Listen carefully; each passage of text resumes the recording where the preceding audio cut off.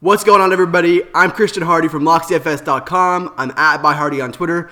You can check me out there, and you can also check out our website, LocksDFS.com, where you can basically get our full analysis, me and Addy's full analysis, as we build our teams.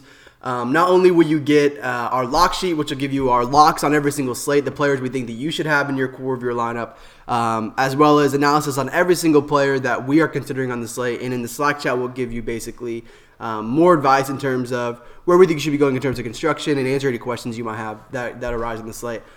We also give out our top stacks, and I do basically a statistical look at every slate in a few different ways. So with all that said, be sure to check us out, LocksDFS.com. Be sure to comment and subscribe on this video, because every Monday we do a free giveaway to you guys, whoever is commenting, a subscriber who's commenting consistently. It really helps us out so much, so we really want to give back to you guys. So be sure to comment maybe with your favorite play, your favorite stack, your favorite pitcher that I didn't talk about in the video, or if I did talk about them in the video.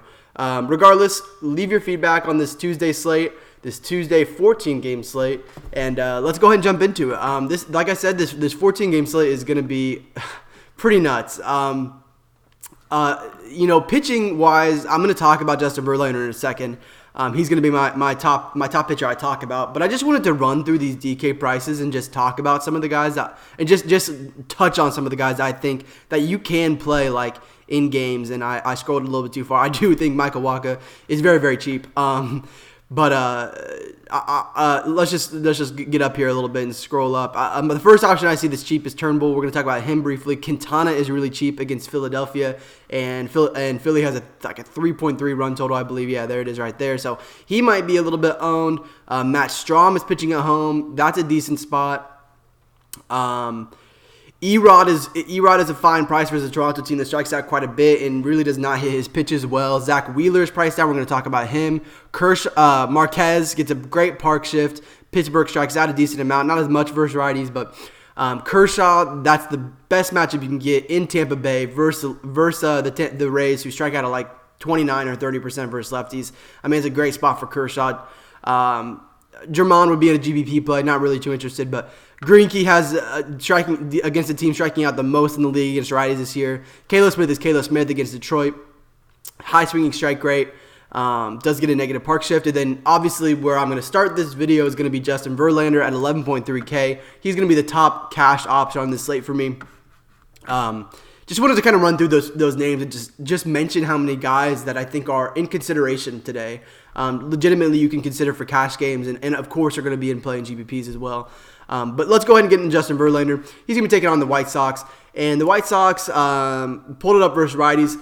They have the fourth highest K rate at 26%. They do, as we've mentioned in the past, we've targeted these White Sox, but they do actually add a little bit of power versus righties, and just in general, really, especially versus righties. Though some of those lefties they have can add some power. And over the last 30 days, they're also striking out the third most in the league against all pitchers. So that's the White Sox for you. You have a lot of strikeout upside.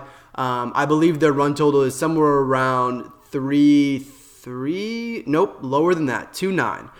So they have a 2.9 run total. We're going to see 1, 2, 3, 4, 5 lefties in this lineup. That's kind of what they've been doing versus righties, throwing out 5 lefties. So Verlander's going to have to face 5 lefties, but it's not really going to matter too much for Verlander, who actually gives up more hard contact to righties going back to last year. But you know what you're getting with Verlander. We talk about him almost every time he pitches on this podcast or on this video.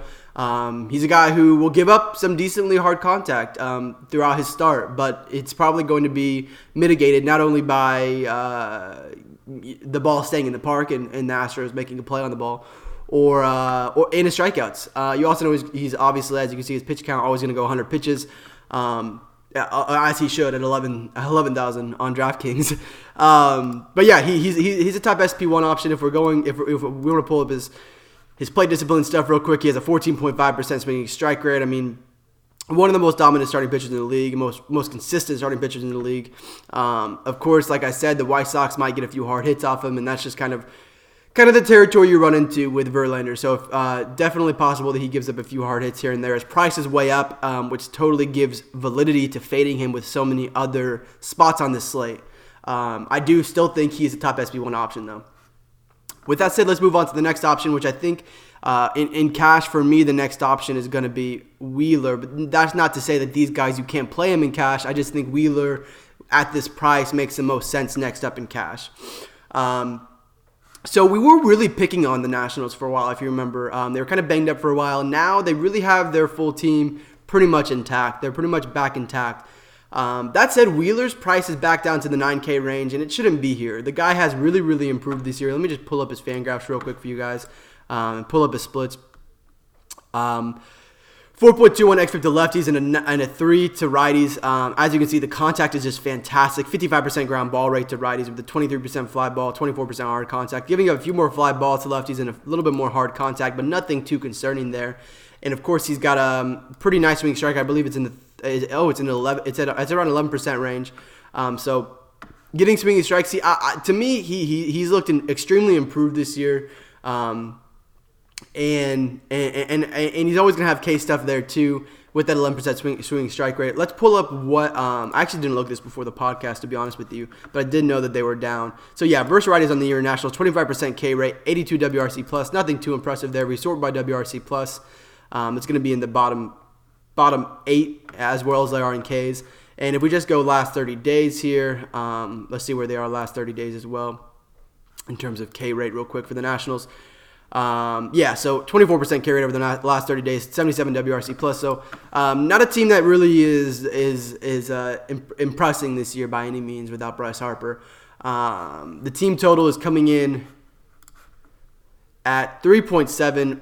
Like I said, I just really like the price on Wheeler, who we've seen go 110 pitches this year, and I think that's totally reasonable to think he can do that again here in a game where they're going to want to keep their ace. One of their second ace. He is developing into an ace at this point on Wheeler. Although he is 29 years old, he's really hitting his peak right now. That said, really like the price on him and think he is definitely going to be in consideration for not only SP1. I mean, if you want to really pay down, he could be in consideration for SP1. I don't think I want to fade all those guys above him, but you can make him your SP1. But definitely in consideration for your chalk SP2 on the slate at this price. I think a lot of people will be going that direction. Really, really like Wheeler. I think, like I said, Erod is a decent price. I just want to mention real quick, I just wanted to talk about Spencer Turnbull, who he really got beat up in his last start. Oh, no, he didn't. I must have been thinking about some other Tigers pitcher because, I don't know, my mistake. He didn't get beat up in his last start. Turnbull's actually been pretty impressive this year for the most part. He's got some pretty decent stuff, and, we see a little bit of contact issues versus lefties, 5.1 xFIP. To lefties, but a 3.59 xFIP to righties. And the contact is what's really notable, not giving up any sort of hard contact, getting a good amount of ground balls. The swinging strike rate is around what Wheeler is, around 11%, something like that, 11.8%. As you can see, his last 4 starts, 15%, 12%, 12%, 11.7%. Turnbull is getting swinging strikes, and he's going up against a Miami team that is pretty atrocious. So we sort by the Marlins versus righties this year, which I'm sure you guys already know because we talk about them so much on this video, how bad they are. But 26% K rate to righties with a 64 WRC plus, which I would guess is probably the worst amongst teams against righties. So 0.09 ISO. So there's really just not a lot of concern with this Miami team. They can kind of single you to death. We saw that the other day with DeGrom. They can single you to death. They can bloop you to death. They can maybe get a few doubles on the line. They might get lucky. But I really like Turnbull at this price, 7.8K. Against, he was 8K against Oakland. He was 8.2K against Minnesota. And now we see him at a cheaper discounted price against a far worse team than either of those two teams. I have no concern about power that Spencer Turnbull gives up. I have no concern about the power the Marlins bring to this game. And I think that Turnbull has a good amount of K upside with his swinging strike rate. As you can see, he's topped out at 10 Ks this year. So we know that he has a K upside if he can get into the 6 or 7 innings range. And we've also seen him, at the beginning of the year as a new starter. He, I believe he hasn't pitched much before this year. Yeah, he pitched a little bit last year. As a new starter, he was kind of in that 90 pitch range.